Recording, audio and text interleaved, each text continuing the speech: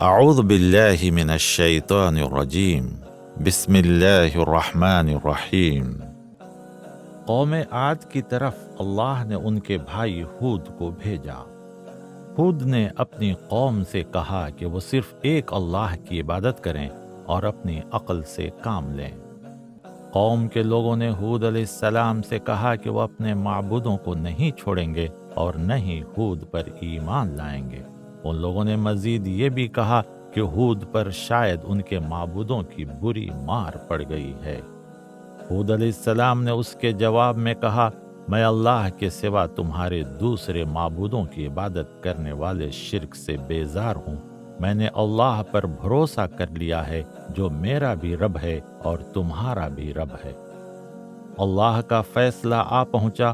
اللہ نے اپنی خاص رحمت سے ہود علیہ السلام اور ایمان لانے والوں کو نجات دیا اور ان سب کو ایک سخت عذاب سے بچا لیا۔ قوم سمود کی طرف ان کے بھائی صالح کو بھیجا گیا۔ صالح نے لوگوں سے کہا کہ صرف ایک اللہ کی عبادت کرو اور توبہ کر کے اس کی طرف پلٹ آؤ۔ قوم کے لوگوں نے شکایت کرتے ہوئے پوچھا کہ وہ کیوں ان معبودوں کی عبادت کرنے سے انہیں منع کر رہے ہیں جن کی پرستش ان کے باپ دادا کیا کرتے تھے۔ معجزاتی طور پر روشن دلیل اور آزمائش کی شکل میں ایک اونٹنی بھیجی گئی۔ ان لوگوں نے اس اونٹنی کے پاؤں کاٹ ڈالے، یعنی اسے قتل کر دیا۔ اللہ نے انہیں زمین پر رہنے سہنے کے لیے 3 دن کی مہلت دی۔ اللہ نے اپنی خاص رحمت سے صالح علیہ السلام اور ان پر ایمان لانے والوں کو نجات دی۔ پھر ایک زوردار دھماکے نے ظالموں کو آ پکڑا اور صبح میں وہ سب اپنے گھروں میں مردہ حالت میں اوندھے منہ پڑے ہوئے تھے۔ ابراہیم علیہ السلام کے پاس اللہ کے فرشتے آئے۔ ابراہیم علیہ السلام نے ان کی ضیافت کے لیے ایک بھنا ہوا بچڑا پیش کیا۔ جب انہوں نے اسے نہیں کھایا تو ابراہیم علیہ السلام ان سے ڈرنے لگے۔ ابراہیم علیہ السلام کو بیٹے یعنی اسحاق اور ان کے پیچھے پوتے یعنی یعقوب علیہ السلام کی خوشخبری دی گئی۔ ابراہیم علیہ السلام کی بیوی نے اس خبر کو سن کر حیرانی اور تعجب کا اظہار کیا کیونکہ وہ بوڑھی ہو چکی تھی۔ تب فرشتوں نے کہا، کیا تم اللہ کے حکم پر تعجب کر رہی ہو؟ اس گھر کے باشندوں پر اللہ کی رحمت اور اس کی برکتیں ہوں۔ یقیناً اللہ حمد و ثنا کے قابل اور بڑی شان والا ہے۔ لوط علیہ السلام کے پاس خوبصورت اور نوجوان لڑکوں کی شکل میں فرشتے آئے۔ ان کی آمد پر لوط علیہ السلام گھبرا گئے کیونکہ وہ اپنی قوم کے زور آور اور ہم جنس پرست مردوں سے انہیں تحفظ فراہم کرنے میں خود کو بے بس محسوس کر رہے۔ جب قوم کے لوگ لوط علیہ السلام کے گھر کی طرف امٹ پڑے اور مہمانوں کو ان کے حوالے کرنے کا مطالبہ کرنے لگے تو لوط علیہ السلام نے مہمانوں کو ان لوگوں کے حوالے کرنے کے بجائے اپنی بیٹیوں سے شادی کروانے کی پیشکش کی، مگر وہ لوگ امرت پرستی کے ذریعے ہی اپنی ہوس پوری کرنے کے ضد پر اڑے ہوئے تھے۔ تب لوط علیہ السلام نے پوچھا، کیا تمہارے اندر ایک بھی بھلا آدمی موجود نہیں ہے؟ تب پیغام لانے والوں نے لوط علیہ السلام کو بتایا کہ وہ اللہ کی طرف سے بھیجے گئے ہیں، اور لوط علیہ السلام کو مشورہ دیا کہ رات کا کچھ حصہ باقی رہتے وقت اپنی بیوی کو چھوڑ کر اپنے بقیہ گھر والوں کے ساتھ بستی سے نکل جائے۔ جب عذاب آیا تو پوری بستی کو پلٹ دیا گیا اور اس پر پکی ہوئی مٹی کے گندھک والے پتھروں کی بارش کر دی گئی جو تہدار تھے اور تمہارے رب کی طرف سے لگائے گئے خصوصی نشان والے تھے۔ مدین والوں کے پاس ان کے بھائی شعیب علیہ السلام کو بھیجا۔ وہ لوگ ناپ تول میں کمی کرنے کے عادی تھے۔ شعیب علیہ السلام نے انہیں اس عادت سے منع کیا اور اللہ کی بندگی کرنے کی دعوت دی۔ قوم کے لوگوں نے پلٹ کر جواب دیا کہ وہ نہ اپنے طور طریقے کو چھوڑیں گے اور نہ ہی ان معبودوں کو چھوڑیں گے جن کی پرستش ان کے باپ دادا کیا کرتے تھے۔ اس کے علاوہ انہوں نے یہ بھی کہہ دیا کہ اگر شعیب علیہ السلام کے قبیلے کا لحاظ پیش نظر نہ ہوتا تو وہ لوگ انہیں سنگسار کر دیتے۔ اللہ نے اپنی خاص رحمت سے شعیب علیہ السلام اور ایمان لانے والوں کو بچا لیا، اور ظالموں کو سخت دھماکے نے ایسا پکڑا کہ وہ اپنے گھروں میں بے حس و حرکت اوندھے پڑے رہ گئے۔ موسیٰ علیہ السلام کو کھلی کھلی نشانیوں اور ماموریت کی سند کے ساتھ فرعون کی قوم کی طرف بھیجا گیا۔ قیامت کے دن فرعون اپنی قوم کے آگے آگے رہے گا اور وہ ان سب کو دوزخ کی طرف لے جائے گا۔ یہ ممکن نہیں ہے کہ اللہ تعالیٰ ناحق بستیوں کو تباہ کر دے جبکہ ان کے باشندے اپنی اصلاح کرنے والے ہوں۔ انتخاب اور عمل کی آزادی ہی تخلیق کا حقیقی مقصد ہے۔ نیکوکاروں کے لیے جنت ہے اور بدکاروں کے لیے جہنم کی آگ ہے۔ رسولوں کے یہ قصے اے محمد صلی اللہ علیہ وسلم آپ کے دل کو تقویت دینے کے لیے بیان کیے جا رہے ہیں۔ اس میں مومنوں کے لیے حقیقت، نصیحت اور یاد دہانی ہے۔ اللہ کی عبادت کرو اور اسی پر بھروسہ رکھو، اور تم جو کچھ کرتے ہو اللہ اس سے بے خبر نہیں ہے۔ بسم اللہ الرحمن الرحیم۔ الف لام را، یہ اس روشن کتاب کی آیات ہیں جو اپنا مدعا صاف صاف بیان کرتی ہے۔ اے محمد صلی اللہ علیہ وسلم، اللہ تعالیٰ وحی کی معرفت سے اس قرآن کے ذریعے آپ کو بہترین پیرائے میں حقائق اور واقعات بتا رہا ہے، حالانکہ اس سے قبل آپ ان میں سے نہیں تھے جو یہ سب جانتا ہو۔ یوسف علیہ السلام نے ایک خواب دیکھا جس میں 11 ستارے، سورج اور چاند ان کے سامنے سجدہ کر رہے ہیں۔ انہوں نے اس خواب کو اپنے والد یعقوب علیہ السلام کے سامنے بیان کیا۔ یعقوب علیہ السلام نے کہا کہ اس خواب کے بارے میں وہ اپنے بھائیوں کو نہ بتائیں کہ کہیں وہ لوگ یوسف علیہ السلام کے خلاف فریب کاری کا کوئی منصوبہ نہ بنا لیں۔ انہوں نے یہ بھی بتا دیا کہ جیسا خواب میں نظر آیا ہے ویسا ہی معاملہ ہوگا۔ یوسف علیہ السلام کے سوتیلے بھائیوں کے دل میں بہت زیادہ حسد تھا۔ انہوں نے یوسف علیہ السلام کو قتل کرنے کا منصوبہ بنایا۔ ان میں سے ایک بھائی نے مشورہ دیا کہ یوسف علیہ السلام کو قتل نہ کیا جائے بلکہ انہیں کسی اندھے کنویں میں پھینک دیا جائے۔ سوتیلے بھائیوں نے اپنے باپ کو اس بات پر آمادہ کر لیا کہ یوسف علیہ السلام کو ان کے ساتھ کھیلنے کے لیے بھیج دیں، اور یقین دلایا کہ وہ ان کی پوری طرح حفاظت کریں گے۔ یوسف علیہ السلام کو ان کے بھائیوں نے کنویں میں پھینک دیا اور جھوٹ موٹ کا خون لگی ہوئی قمیص باپ کے سامنے پیش کرتے ہوئے کہا کہ ایک بھیڑیا یوسف علیہ السلام کو کھا گیا۔ یہ سن کر ان کے والد پکار اٹھے، نہیں، تمہارے نفس نے تم کو ایک برے کام پر اکسایا ہے۔ مجھے بہترین صبر کی ضرورت ہے۔ تمہاری بنائی ہوئی بات کے مقابلے میں اللہ ہی سے مدد مانگی جا سکتی ہے۔ دوسری طرف ایک گزرتا ہوا قافلہ یوسف علیہ السلام کو کنویں سے بچا لیتا ہے۔ پھر ان لوگوں نے انہیں غلام کے طور پر اپنے ساتھ لے لیا اور چند درہموں کے عوض میں انہیں فروخت کر دیا۔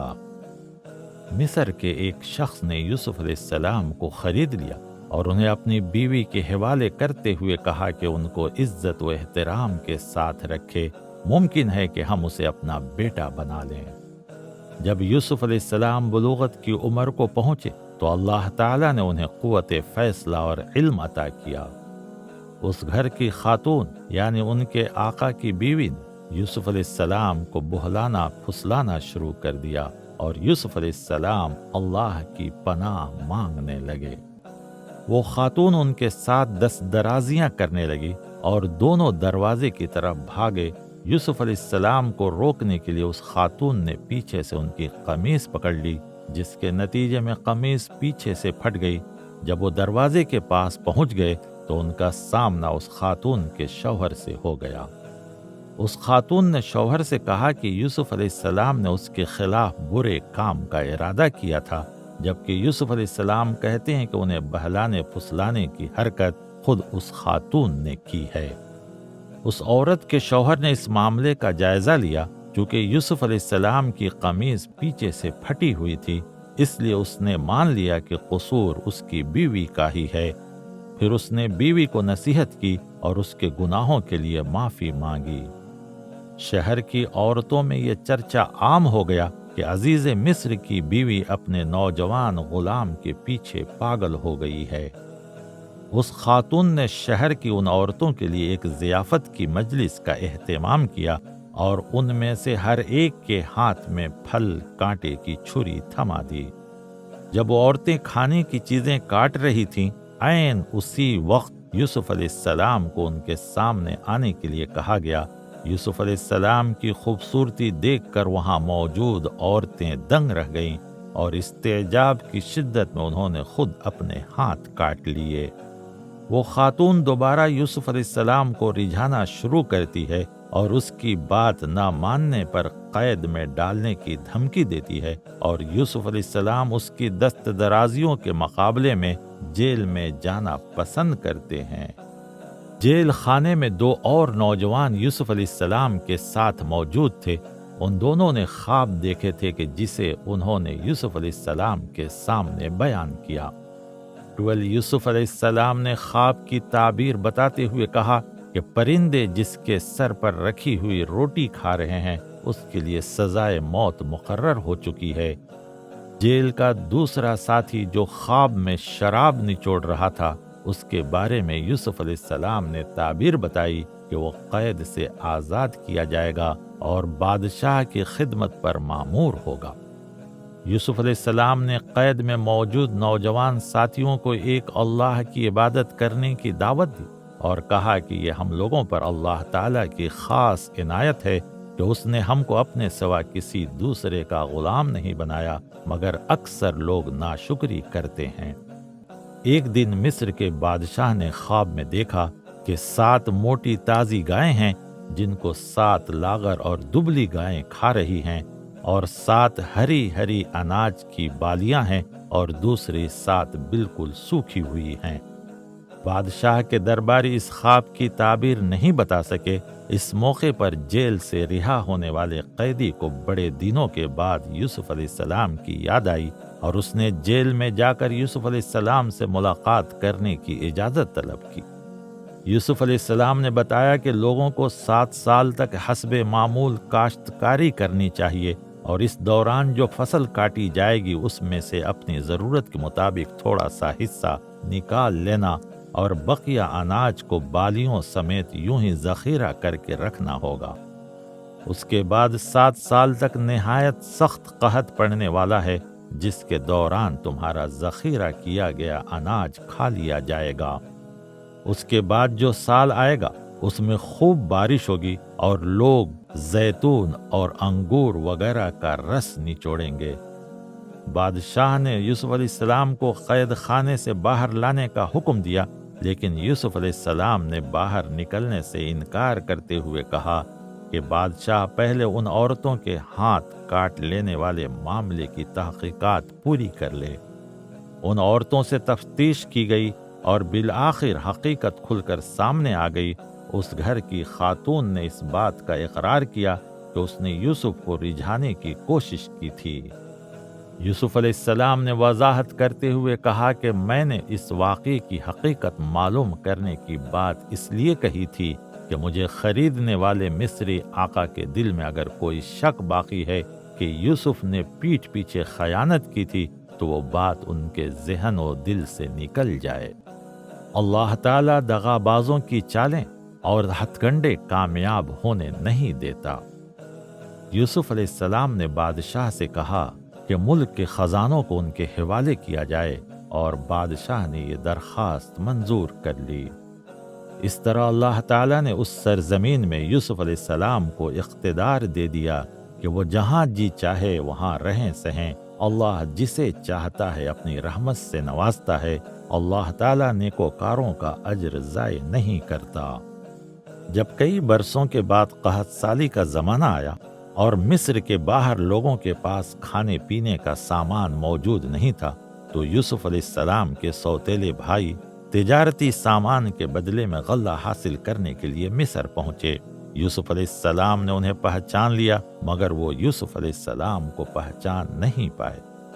یوسف علیہ السلام نے ان سے کہا کہ جب وہ اگلی مرتبہ غلہ لینے کے لیے مصر آئیں گے تو اپنے سوتیلے بھائی یعنی یوسف علیہ السلام کے سگے بھائی بنیامین کو بھی اپنے ساتھ ضرور لائیں، ورنہ انہیں اناج نہیں ملے گا۔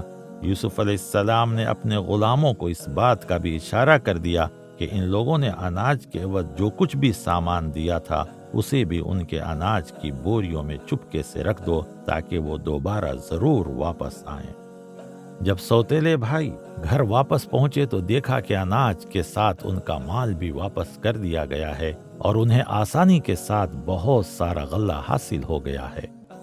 याकूब अलैहिस्सलाम उन्हें यूसुफ अलैहिस्सलाम के साथ पेश आए वाक़े की याद दिलाने के बाद बड़ी हिचकिचाहट के साथ अपने बेटे बिन्यामीन को उनके साथ भेजने पर रजामंदी जाहिर। याकूब अलैहिस्सलाम ने उनसे अल्लाह के नाम पर अहद लिया कि वो बिन्यामीन को पूरी हिफाजत के साथ वापस लाएंगे। फिर याकूब अलैहिस्सलाम ने कहा, मेरा कामिल भरोसा अल्लाह पर है और हर एक भरोसा करने वाले को उसी पर भरोसा करना चाहिए।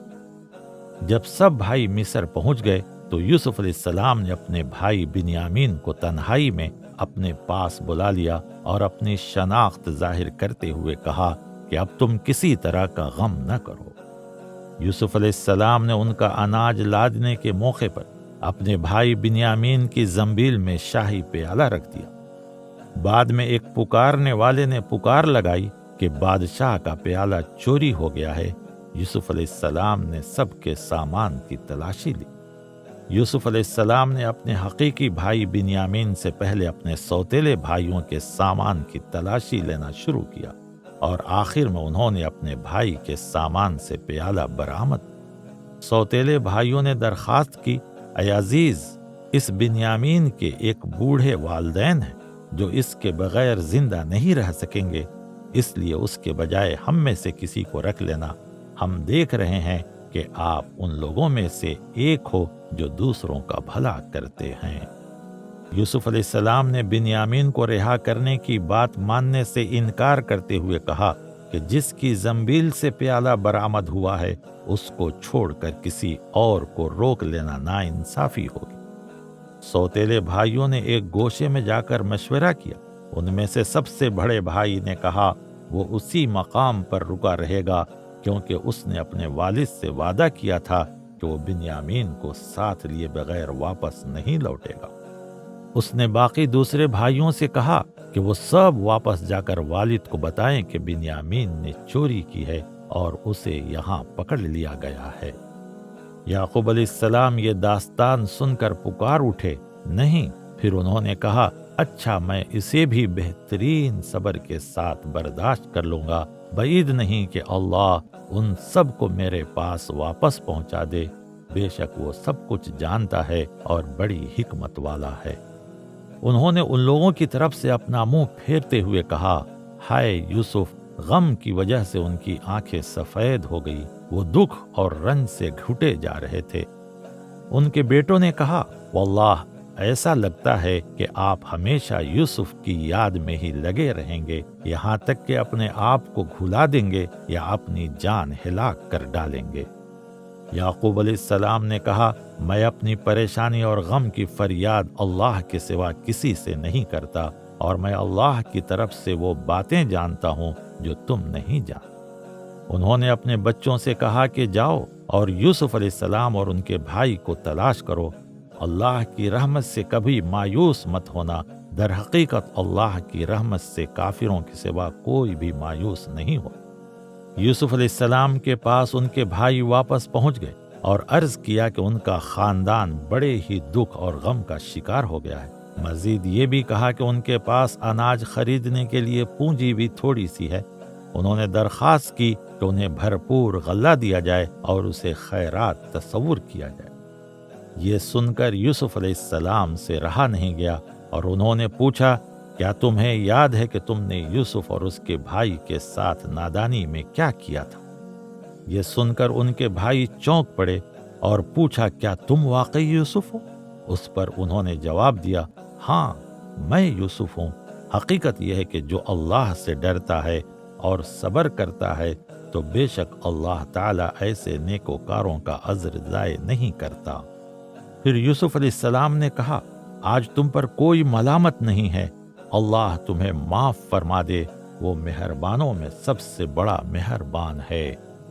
यूसुफ अलैहिस्सलाम ने भाइयों को अपना कुर्ता देते हुए कहा कि जाओ और उसे मेरे वालिद के चेहरे पर डाल दो और फिर तमाम अहले खानदान के साथ वापस लौट आओ। جیسے ہی یوسف کے بھائی مصر سے نکل پڑے، یعقوب علیہ السلام نے یوسف علیہ السلام کی خوشبو کو محسوس کرنا شروع کیا، حالانکہ وہ اس وقت کنعان یا اردن میں تھے۔ انہوں نے کہا، بے شک میں یوسف علیہ السلام کی خوشبو محسوس کر رہا ہوں، تم کہیں یہ نہ سمجھنا کہ میں سٹھیا گیا ہوں۔ جب یہ سب بھائی واپس اپنے والد کے پاس پہنچے تو انہوں نے یوسف علیہ السلام کا کرتا ان کے چہرے پر ڈال دیا اور ان کی آنکھوں کی کھوئی ہوئی بینائی واپس لوٹ آئی۔ بھائیوں نے اپنی خطاؤں کے لیے معافی طلب کی اور یعقوب علیہ السلام نے کہا، جلد ہی میں اپنے رب سے تمہارے لیے معافی کی درخواست کروں گا، بے شک وہ بہت بخشنے والا اور نہایت ہی رحم کرنے والا ہے۔ جب یہ لوگ مصر میں پہنچے تو یوسف علیہ السلام نے اپنے والدین کو اوپر اٹھا کر اپنے پاس تخت پر بٹھا دیا اور سب لوگ بے اختیار یوسف علیہ السلام کے لیے تعظیماً سجدہ ریز ہو گئے۔ تب یوسف علیہ السلام نے اپنے والد سے کہا، اے میرے ابا جان، یہ میرے پرانے خواب کی تعبیر ہے، میرے رب نے اسے سچ کر دکھایا ہے۔ یوسف علیہ السلام نے پھر کہا، یہ اللہ کا احسان ہے کہ اس نے مجھے قید خانے سے باہر نکالا اور آپ سب کو صحرا کی زندگی سے نکال کر یہاں مجھ سے ملا دیا، حالانکہ شیطان نے میرے اور میرے بھائیوں کے درمیان فساد ڈال چکا تھا۔ یقیناً میرا رب جس کے لیے چاہتا ہے بہترین تدبیر کرتا ہے، وہ بہت ہی بڑا علم اور حکمت والا ہے۔ یوسف علیہ السلام نے اللہ کے حضور دعا کی کہ اے زمین اور آسمان کے پیدا کرنے والے، تو ہی دنیا اور آخرت میں میرا ولی اور کارساز ہے، میرا خاتمہ اسلام کی حالت میں کر اور مجھے صالحین کے ساتھ ملا دے۔ یوسف علیہ السلام کا یہ قصہ کوئی گھڑی ہوئی داستان نہیں ہے، اگلے لوگوں کے یہ قصے اس سے قبل نازل کی گئی کتابوں کی تصدیق کرتے ہیں، جس میں ایمان لانے والوں کے لیے ہدایت اور رحمت ہے۔ بسم اللہ الرحمن الرحیم۔ وہ اللہ ہی ہے جس نے آسمانوں کو بغیر ستونوں کے بلند کیا اور پھر اس نے اپنے آپ کو عرش پر جلوہ افروز کیا اور سورج اور چاند کو اپنے قانون کا پابند بنا دیا، جس پر وہ ایک مقررہ مدت تک چل رہے ہیں۔ درختوں اور پھلوں پر غور کرو، وہ سب ایک ہی ندی کے پانی سے سینچے جاتے ہیں، پھر بھی ان پر مختلف ذائقوں کے پھل اگتے ہیں۔ ہر انسان کے ساتھ آگے اور پیچھے سے ایک ایک پہرے دار مقرر ہے جو اللہ کے حکم سے اس کی نگرانی کرتے ہیں۔ حقیقت یہ ہے کہ اللہ کسی قوم کے لوگوں کی حالت کبھی نہیں بدلتا جب تک وہ خود ہی اپنے اوصاف کو بدل نہیں دیتے۔ اگر اللہ کسی قوم کو شامت لانے کا فیصلہ کرتا ہے تو پھر اسے کوئی بھی ٹال نہیں سکتا، اور اللہ کے مقابلے میں ایسی قوم کا کوئی حامی و مددگار نہیں ہو سکتا۔ وہ اللہ ہی ہے جسے زمین اور آسمانوں کی سب مخلوق چاہتے ہوئے یا نہ چاہتے ہوئے بھی سجدہ کر رہی ہیں، اور ان کے سامنے بھی صبح و شام ایسا ہی کرتے ہیں، یہاں سجدہ ہے۔ کہو، ہر چیز کا خالق صرف اللہ تعالی ہے، اور وہ اکیلا سب پر غالب ہے۔